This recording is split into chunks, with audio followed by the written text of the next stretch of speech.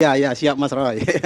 Memang saya dilibatkan, diundang oleh tim kuasa hukum Jokowi untuk ikut memberikan pendapat juga pada kasus ini. Nah, awal mulanya kan ada yang merasa dirinya ahli gitu ya. Siapa maksudnya? Memberikan pemaparan ya. Ya mungkin Pak Rismon sama Pak Roy Suryo ya. Itu memberikan pemaparannya di depan publik gitu ya. Menuduh bahwa ini palsu dengan bukti-bukti yang menurut mereka itu bukti, ya kalau menurut kami itu asumsi, gitu ya. Jadi harus dibedakan. Kalau memang digital forensik, ya kalau memang mereka menyatakan dirinya ahli digital forensik, ada SOP-nya, ada prosedurnya, dan itu sangat ketat. Ya, apa sih yang bisa di forensik oleh ahli digital forensik?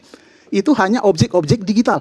Tidak perlu objek atau barang analognya? Nggak boleh. Misalnya seperti ijazah atau uang kertas misalnya. Itu nggak mungkin dianalisa dengan digital forensik. Jadi digital forensik itu hanya bisa memeriksa bukti-bukti digital, dokumen digital, atau bukti elektronik yang ada media digitalnya. Yang bisa Tapi diperiksa. setelah dianalisa, diteliti, tetap tidak bisa dibuktikan. Itu asumsi dong? Itu asumsi, itu Tetap jelas. asumsi. Bagaimana? Setelah diteliti secara digital, ada hasil, masih boleh dikatakan itu asumsi. Asumsi itu bukan prosedur yang benar. Karena ahli digital forensik dia tidak punya kemampuan untuk menganalisis dokumen-dokumen analog yang lahirnya secara analog ataupun fisik.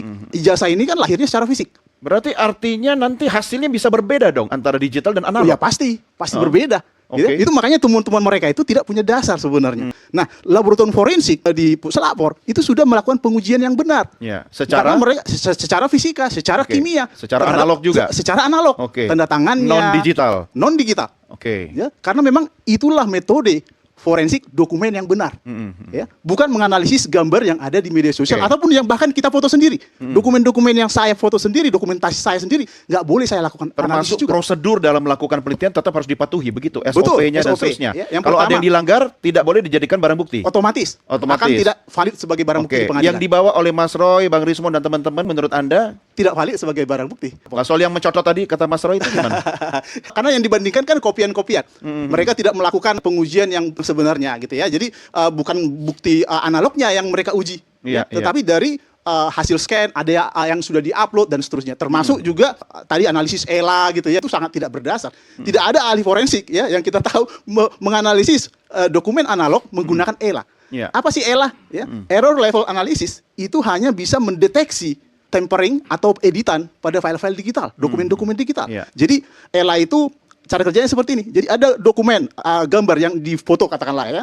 Nah, dokumen ini ketika diedit bagian tertentu diubah, dikasih ditambahkan angka 0 misalnya atau diganti bisa wajahnya dan seterusnya gitu ya. Kemudian kita periksa dengan ELA, itu akan muncul error level tertentu atau bagian-bagian tertentu yang diedit akan muncul karena kompresinya akan berbeda. Karena dia manfaatkan teknik kompresi gambar atau JPEG gitu ya. Nah, itulah yang bisa dianalisis dengan ELA. Tapi bukan gambar fisik. Ketika gambar fisik kita foto gitu ya, hasilnya akan menjadi digital dengan kompresi yang sama. Otomatis tidak ada mungkin ada kalau yang ada tempering di sana. Kalau fisik nih, sertifikat fisik nih analog kemudian digitalisasi, digitalisasi. Bahan digitalnya ini kemudian sudah direproduksi kemana-kemana gitu. Kita udah nggak tahu lagi sumber pertamanya yang mana gitu. Itu bisa saja jadi pintu kesalahan melakukan digital forensik. Begitu. Itulah kekeliruan. Apakah itu yang Anda yakini yang dilakukan oleh Mas Roy, Bang Rismon dan teman-teman? Saya sangat meyakini itu, apalagi yang dianalisis itu ada yang berupa fotokopi ya kan. Begini, jadi ketika misalnya gambar sudah diupload ke media sosial melalui WhatsApp, Facebook atau melalui Instagram segala macam, itu pasti akan melakukan kompresi. Semua aplikasi-aplikasi media sosial itu melakukan kompresi ulang. Sehingga ketika kita lakukan analisis ELA itu akan mustahil untuk ditemukan bagian-bagian diedit. Ketika kita melakukan pemeriksaan digital forensik, ada file-file yang diedit, kita harus menemukan file original yang diedit itu. Jadi tidak mudah prosedurnya. Kita nggak boleh menganalisis data-data yang ada dari media sosial terutama yang dikirimkan oleh orang sembarangan. Kita harus menelusuri di mana file itu dibuat, di mana file itu diedit, kemudian baru kita melakukan analisis. Itulah prinsip utama digital forensik. Mas Roy? Oke, saya hormati komentar dari Bang Joshua. Memang beda. Saya ini ahli telekomunikasi, media dan informatika. Pengetahuan mulai dari fotografi, videografi, kemudian editing dan lain sebagainya. Dan itu termasuk ketika saya dulu mengajar di Institut Seni Indonesia, kita menganalisis gambar-gambar yang itu gambar fisik ya. Jadi oke lah saya hormati. Hanya saya tadi nunggu banget tuh Bang Joshua. Kalau Anda punya presentasi, saya ini jujur aja. Tadi Bang Joshua tuh tidak presentasi sama sekali. Jadi nggak ada file yang dipresentasikan. Jadi kalau ahli digital forensik harusnya presentasi, jangan jadi ahli sastra. Iya, jadi mungkin sedikit menanggapi Pak Roy Suryo. Ya, tapi nggak usah ngajak berantem Iya, lah. kenapa kita tidak mempresentasikan sesuatu? Karena memang itu bukan domain kita menganalisis dokumen-dokumen analog. Jadi setiap ada permintaan pemeriksaan forensik ke tempat saya, tanda tangan ininya fisik gitu ya, Iya. atau analog itu kita Tidak pasti akan dilayani. tolak. Kita Iya. layani karena bukan domain kita.